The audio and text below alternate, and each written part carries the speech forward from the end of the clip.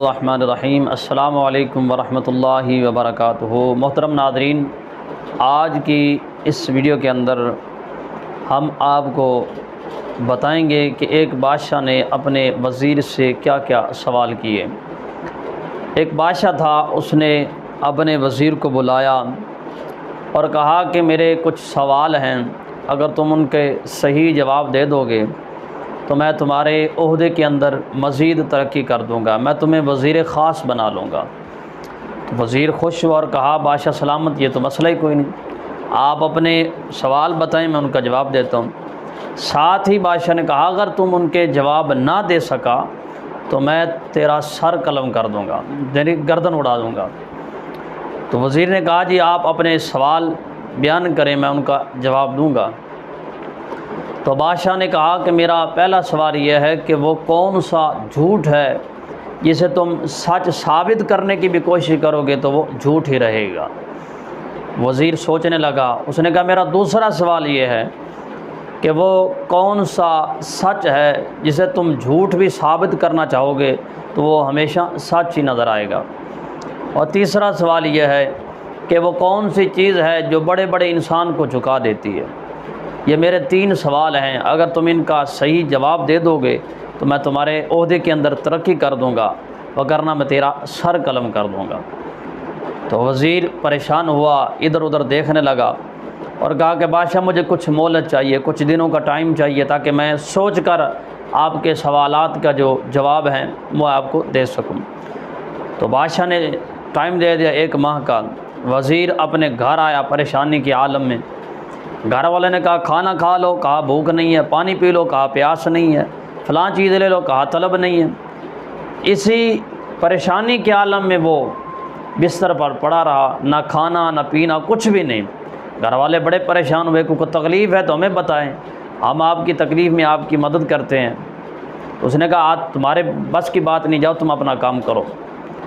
वो पड़ा रहा अपने बिस्तर पर, सोचता रहा। दिन गुजरते गए, 20 दिन रह गए, 15 दिन रह गए, 10 दिन रह गए। जब आखिरी 8 दिन रह गए ना, वो वज़ीर अपने घर से निकला बाहर की तरफ। जो ही उसने खेतों की तरफ सफ़र शुरू किया तो एक बुज़ुर्ग आदमी बैलों के साथ अपने खेत जो है वो जोत रहा था।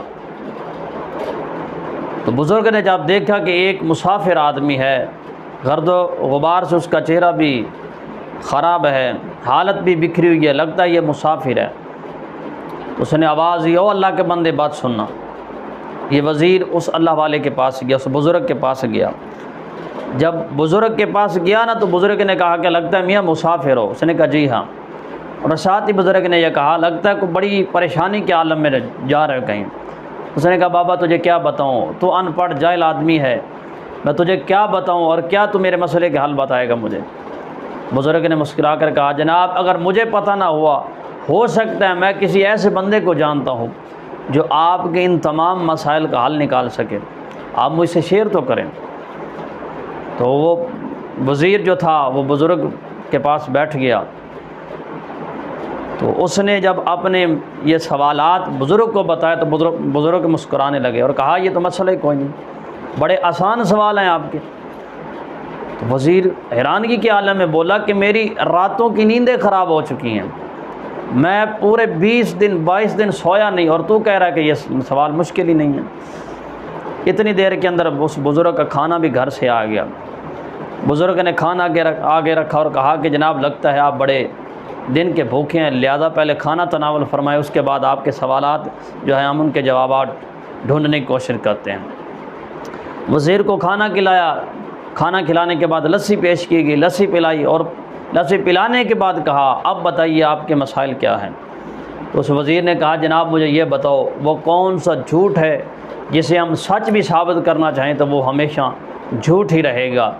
बुज़ुर्ग मुस्कुरा के फरमाने लगे, मियाँ वो दुनिया है, दुनिया एक झूठ है, अगर तुम इसे सच भी साबित करना चाहोगे वो कभी तुम सच साबित नहीं कर सकते।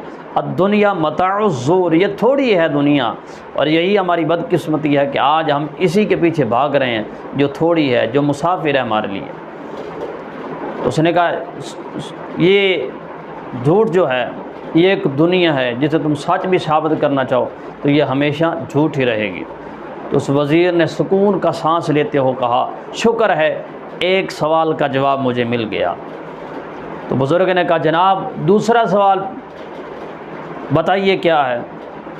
उस वज़ीर ने कहा, मेरा दूसरा सवाल यह है कि वो कौन सा सच है जिसे हम झूठ भी साबित करना चाहें लेकिन वो रहता हमेशा सच ही है।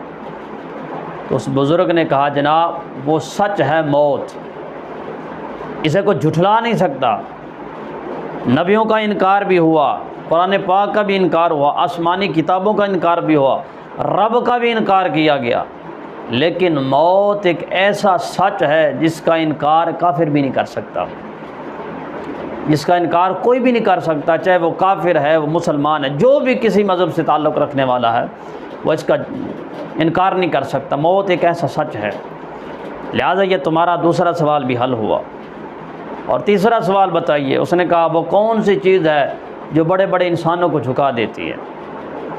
बुज़ुर्ग दाना थे, अक्लमंद थे। उसने कहा, वज़ीर साहब मैं आपको प्रैक्टिकल करके बताऊं, प्रैक्टिकल करके बताऊं तो ये जल्दी समझ आ जाएगी। उसने कहा, जी प्रैक्टिकल करके बताएं। तो उसने कुछ थोड़ी सी लस्सी ली और वो जो बर्तन होता है जिसके अंदर कुत्ते वगैरह को पानी डाला जाता है, पंजाबी के अंदर उसे लक बोला जाता है, उसके अंदर वो लस्सी डाल दी उस बुज़ुर्ग ने। उधर से कुत्ते को भी बुलाया और उसी बर्तन वाले पानी वाले बर्तन के अंदर उस कुत्ते को पानी पिलाना शुरू कर दिया, लस्सी पिलाना शुरू कर दी। और साथ ही कहा, वज़ीर साहब कुत्ते के साथ पानी पियो। तो वज़ीर चौंक पड़ा, मैं इनके नापाक इंसान के जानवर के साथ पानी पीऊँगा, लस्सी पीऊँगा। तो उसने कहा, मैं आप तेरे सवाल का जवाब ही नहीं देता, जा चला जा। और वज़ीर को तो उधर अपनी मौत करीब नज़र आ रही थी। उसने कहा, यार कुछ नहीं होता, 2 पल के लिए कुत्ते के साथ पानी पी लेता हूँ, सवाल तो मिल जाएगा ना। जब वज़ीर ने अपना मुँह उस बर्तन के करीब किया तो बुज़ुर्ग ने कहा, वज़ीर साहब आपके तीसरे सवाल का भी हल मिल गया। वह हैरान हुआ। उसने, वो कैसे? उसने कहा, यही एक चीज़ है, हिरस, लालच जो है ये बड़े बड़े इंसानों को झुका देता है। और यही 3 चीज़ें हमने अपने अंदर देखनी है कि मौत दुनिया थोड़ी है, इसके पीछे नहीं भागना, हमने रब की तरफ भागना है। राज़िक़ की तरफ भागेंगे तो रिज़्क़ हमारी तरफ भागेगा। और मौत है, जो बंदा कसरत से मौत को याद करता है ना, वो दुनिया की लज्जतों से बेनियाज हो जाता है। और तीसरी चीज़ है हिरस, इससे बचना लाज़मी है। पैसे की हिरस है, बंगले की हिरस है, लालच है। जब लालच इंसान के दिल के अंदर पैदा हो जाता है ना, तो फिर इंसान थोड़ा थोड़ा दीन से दूर होता चला जाता है। इसलिए इन 3 चीज़ों पर हमने अमल की तौफीक उसकी रब की बारगाह से मांगनी है। अल्लाह हमें अमल की तौफीक नसीब फरमाए। अगर ये हमारे मुख्तसर सी वीडियो आपको अच्छी लगी हो तो हमारे चैनल अज़ीम भाई को सब्सक्राइब कीजिए, सवाब की नीयत के साथ लोगों में शेयर कीजिए ताकि किसी एक का भला हो जाए तो हमारी कब्र भी अच्छी बन जाए। अस्सलामु अलैकुम वरहमतुल्लाहि वबरकातुहू।